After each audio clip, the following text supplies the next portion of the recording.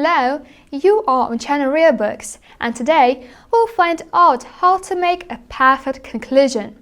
The conclusion is the final paragraph of your essay. A strong conclusion doesn't just summarize what you've already written, it aims to tie together the essay's main points, show that you did what you set out to do, give the reader a clear sense of why your argument matters. So, how to conclude an essay? There is no universal formula for a great conclusion, but there are some key aims that you can keep in mind to make an impact. Synthesize the essay's main points.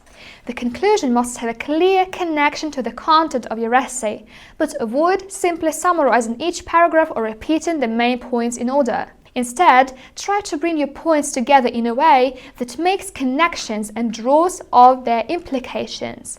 The conclusion is your final chance to show how all the paragraphs of your essay add up to a coherent whole. Emphasize the significance of the thesis statement. The conclusion shouldn't just restate your thesis, but it should remind the reader why it matters. For example, does your argument have important implications for policy? Does it tell something new about a literary genre or period? Does it challenge a dominant idea in your field? Does it have consequences for understanding current events or predicting future developments? Whatever your essay is about, the conclusion should aim to emphasize the significance of your argument, either within your academic discipline or in the wider world. Close the essay's argument and open broader questions. Your conclusion should give a sense of closure and completion to your argument, but also show what new questions, implications, or possibilities it has opened up. One way to achieve this is by setting your argument in a broader context. The introduction of an essay tends to move from the general to specific, while the conclusion can move from the specific back to the general. For example, if you have discussed a particular instance of a social change, you might also suggest something more general about social processes, such as the relation between disability, accessibility, and acceptance. If you have made a historical investigation, you could make a connection with contemporary events.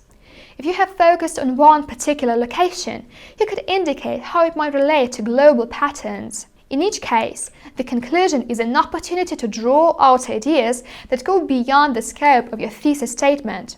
Try to leave the reader with a lingering sense of interest in your topic. What shouldn't go in the conclusion? The easiest way to improve your conclusion is to eliminate these common mistakes. Don't include new arguments. Any evidence of argument that is essential to supporting your thesis statement should appear in the main body of the essay. The conclusion might include minor pieces of new information, for example, a sentence or two discussing broader implications, or a quotation that nicely summarizes your central point. But it shouldn't introduce any major new sources or ideas that need further elaboration to understand. Don't use conclusion phrases. Avoid using obvious stock phrases to tell the reader what you're doing. In conclusion, or to sum up, like every other paragraph, your conclusion should start with a transition sentence that follows on smoothly from the preceding point. If you follow the advice above, it will quickly become clear that you are concluding the essay. You shouldn't have to spell it out. Don't undermine your argument. It can be tempting to preempt possible critiques in your conclusion. Avoid using apologetic phrases that sound uncertain or confused. This is just one approach among many. There are good arguments on both sides of this issue. There is no clear answer to this problem. Even if your essay has explored competing arguments, your own position should be clear. There may be many possible approaches to the topic, but you want to leave the reader convinced that yours is the best one. That was all. Thanks for watching.